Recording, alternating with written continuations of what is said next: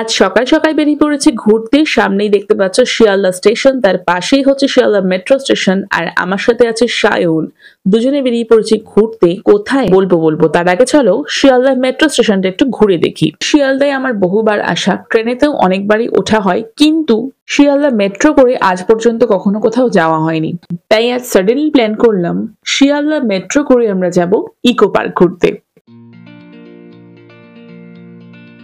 এই মেট্রো স্টেশনটা হওয়ার পর যেহেতু আমি এখানে একবারও আসিনি আর কোথাও যাওয়াও হয়নি, তাই আজ ইকো পার্কের সাথে সাথে এই শিয়ালদা মেট্রো স্টেশনটা একটু ঘুরে দেখব। সবার আগে তো আমি সিঁড়ি থেকে নেমে পুরো ভেতরের স্টেশনটা দেখতে লাগলাম। সত্যি কথা বলতে কি, এই প্লেসটা কিন্তু অনেকটা জায়গা জুড়ে তৈরি হয়েছে। আমাদের দুজনেরই যেহেতু এখানে প্রথম আসা আর ইকো পার্কে প্রথম যাওয়া, তাই সায়ন তো খুব খুশি, দেখতেই পাচ্ছ। চলে এলাম টিকিট কাউন্টারের সামনে, আর এই হচ্ছে টিকিট। দাম নিয়েছিল 20, আর আমরা যাচ্ছি সল্টলেক সেক্টর 5।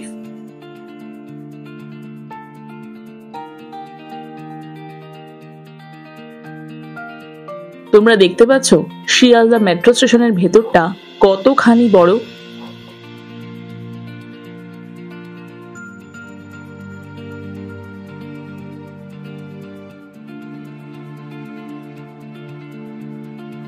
আমরা দুজনে মজা করতে করতে এগিয়ে গেলাম ট্রেন ধরতে। আমি এর আগে যতবার মেট্রো স্টেশনে গেছি, নয় মেট্রো কার্ড ইউজ করেছি, নয়তো কয়েন, কিন্তু এটা দেখছি কাগজ।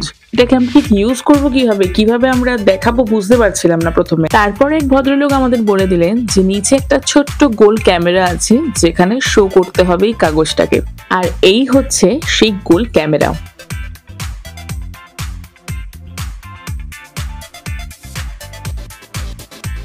হাসাহাসি মজা করতে করতে আমরা পৌঁছে গেলাম মেট্রো ধরতে। এই সিঁড়িটা থেকে নামলেই আমরা দেখতে পাবো ট্রেন। উঠে পড়লাম মেট্রোতে। আমরা নামবো সল্টলেক সেক্টর 5-এ।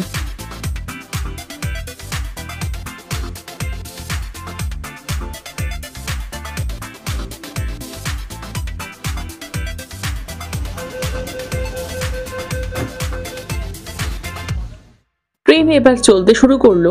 চলতে না চলতে কিছুক্ষণের মধ্যেই দেখতে পেলাম প্রকৃতির নাজারা।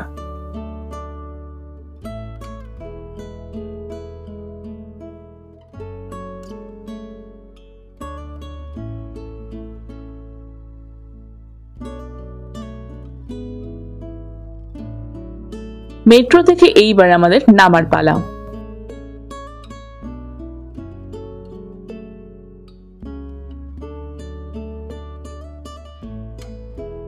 নেমে পড়লাম মেট্রো থেকে, আর বেরোনোর সময়ও কিন্তু এই একই ভাবে টিকিটটাকে দেখিয়ে বেরিয়ে পড়তে হবে।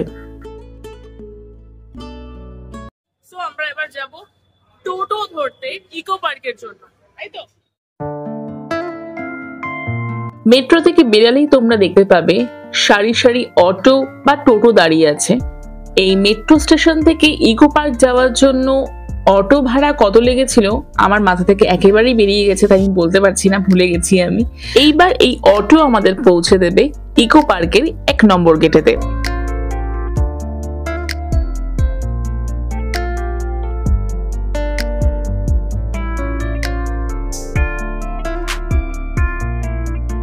এখানে তোমাদের একটা কথা বলে রাখি, তোমরা যখন মেট্রো থেকে অটো ধরবে, অটোওয়ালাকে তোমরা বলবে 4 নম্বর গেটে নামাতে, 1 নম্বর গেটেতে নয়, সোজা 4 নম্বরে নামাতে।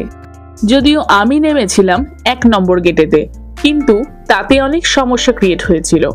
যাই হোক, চলে এলাম টিকিট কাউন্টারের সামনে। এই হচ্ছে টিকিট কেটে আমরা ঢুকে পড়লাম ভেতরেতে। ঢুকে পড়লাম ইকো পার্কের ভেতরেতে। এই পার্ক ভারতের সবচেয়ে বড় শহুরে পার্ক। পৃথিবীর একমাত্র এই পার্কেই রয়েছে 7ম আশ্চর্য। শুধু তাই নয়, রয়েছে নানান ওয়াটার অ্যাক্টিভিটিস।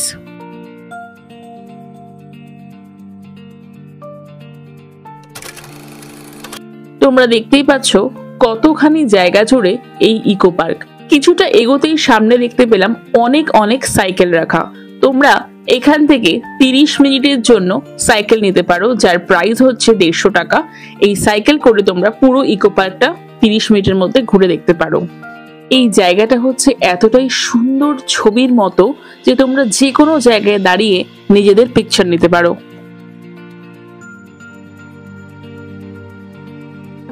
কিছু দূর যেতে না যেতেই তোমরা অনেক খাবারের স্টল পেয়ে যাবে।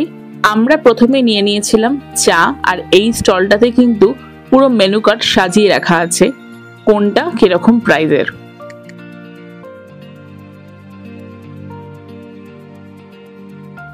এইটা হচ্ছে মোটর বোর্ড, এটা যদি চড়ো 150 পার পারসন। কতক্ষণ দাদা? আফটার রাউন্ড পুরোটা দিয়ে আসবে 150।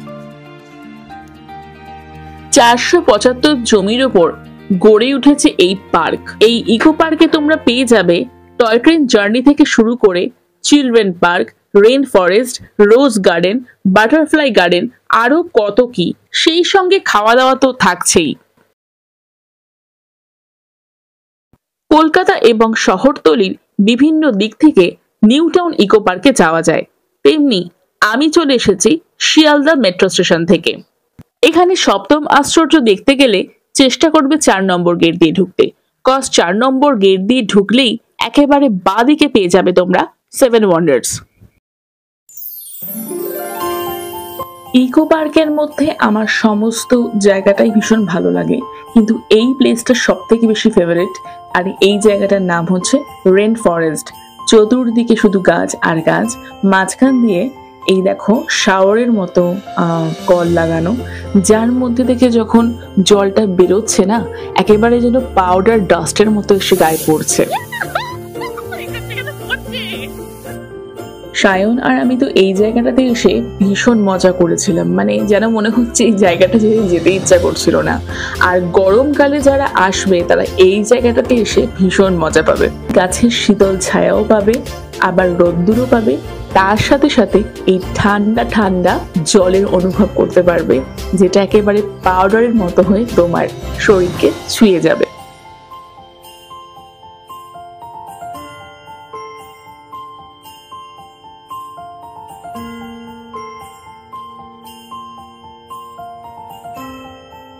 এবার আমি তোমাদের ইকো পার্কে আসার ওপেনিং টাইমটা বলে দিই। রবিবার এবং ছুটির দিন কিন্তু নভেম্বর থেকে ফেব্রুয়ারি পর্যন্ত 11টায় খোলা হবে, আর বাকি প্রতিটা দিনই 12টায় খোলা হবে। তবে সোমবার পুরোপুরি ক্লোজ থাকে। ঘুরতে ঘুরতে পেয়ে গেলাম টয় ট্রেন। আমি টয় ট্রেনে তো উঠিনি, কিন্তু টয় ট্রেনের সামনে ছবি তুলতে গেলে কিন্তু তোমাকে দিতে হবে 10 টাকা করে। 1 নম্বর গেট থেকে ঢোকার পর মোটামুটি সমস্ত কিছু দেখার পর আমরা চলে গেলাম 4 নম্বর গেটের কাছে, যেখানে ছিল 7 ওয়ান্ডার্স, আর এই হচ্ছে তার টিকিট, যার প্রাইস ছিল পার হেড 50 টাকা। এন্ট্রির প্রথমেই রয়েছে পিরামিড। সপ্তম আশ্চর্যের একটা হলো এই মিশরের পিরামিড, যেটাকে গিজার পিরামিড বলা হয়। মেন যে জায়গা আছে সেখানে 3টি প্রধান এই পিরামিড রয়েছে। এখানে দেখছি সেভাবেই তৈরি করা হয়েছে। পিরামিডের একেবারে পাশেই দেখো কত সুন্দর ঝর্ণা তৈরি করা হয়েছে। আমি আর সায়ন অনেকক্ষণ এখানে দাঁড়িয়েছিলাম। যাই হোক, এই পিরামিডের পরে একটা ছোট্ট পুল আছে, আর এই পুল পার হলেই পেয়ে যাব পেট্রা শহর। তাহলে এবার আমরা পৌঁছে গেলাম পেট্রা শহরে।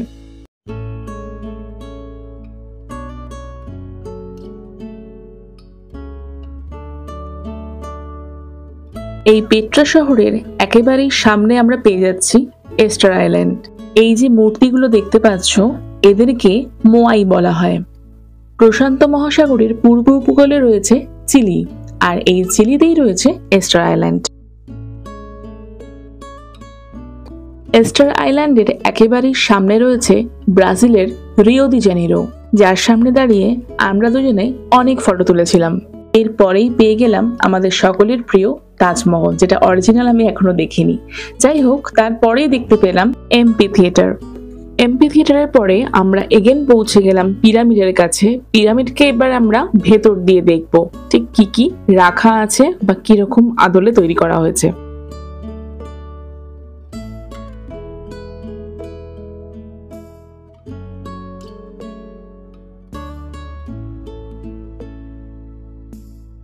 পিরামিড থেকে আমরা বেরিয়ে চলে এলাম বাটারফ্লাই গার্ডেনে, যেখানে ছিল অনেক ধরনের আর অনেক প্রজাতির প্রজাপতি।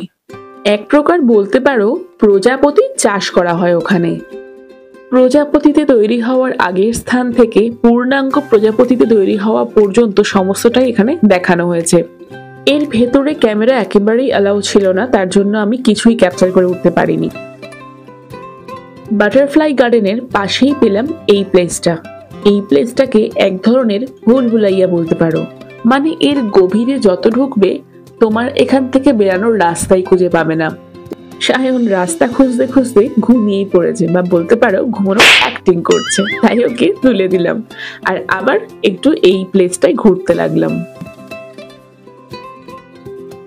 অনেকটা ঘোরা হয়ে গেছে, কমপ্লিট, পেয়ে গেছে ভীষণ খিদে, তাই আমরা স্যান্ডউইচ আর হটডগ নিয়ে বসে পড়লাম, আর সঙ্গে অবশ্যই ছিল চা। ততক্ষণে সন্ধে ঘনিয়ে আসছিল।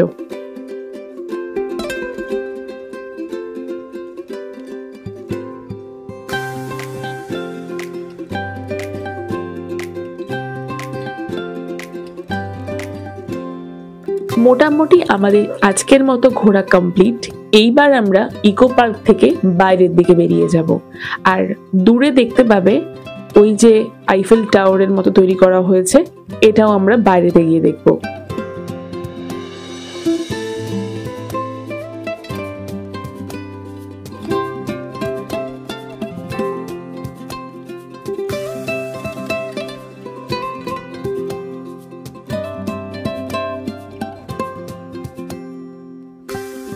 তো আমরা এবার ইকো পার্ক থেকে বেরিয়ে যাচ্ছি। ওই হচ্ছে এক্সিট গেট, ওখান থেকে আমরা এখন বেরিয়ে যাব। ইকো পার্ককে টাটা করে আমরা বেরিয়ে গেলাম বাইরের দিকে, আর বাইরের দিকে দেখতে পাচ্ছ কত ভিড়। এখান থেকে বেরিয়ে সায়ন খেলো একটা আইসক্রিম, আর আমি চলে গেলাম সায়নকে নিয়ে আইফেল টাওয়ার দেখতে।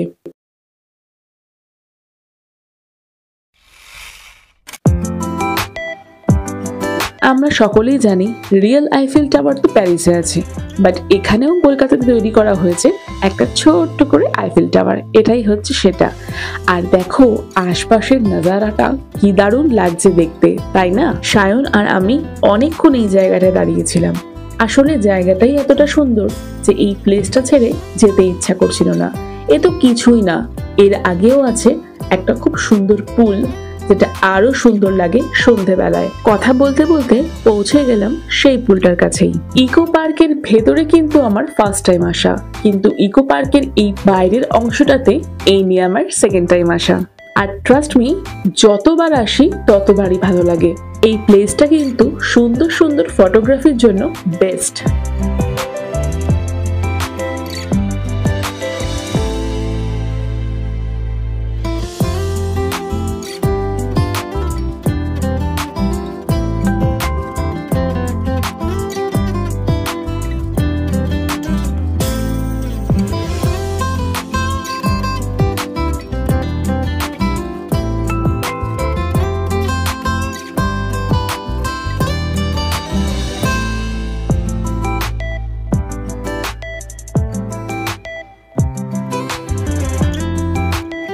তাহলে বন্ধুরা, সুন্দর সুন্দর স্মৃতি আর সুন্দর সুন্দর মুহূর্ত নিয়ে এইবার আমরা বাড়ি ফিরবো। তোমরা ভালো থেকো, দেখা হবে খুব তাড়াতাড়ি। আজকের মতো টাটা।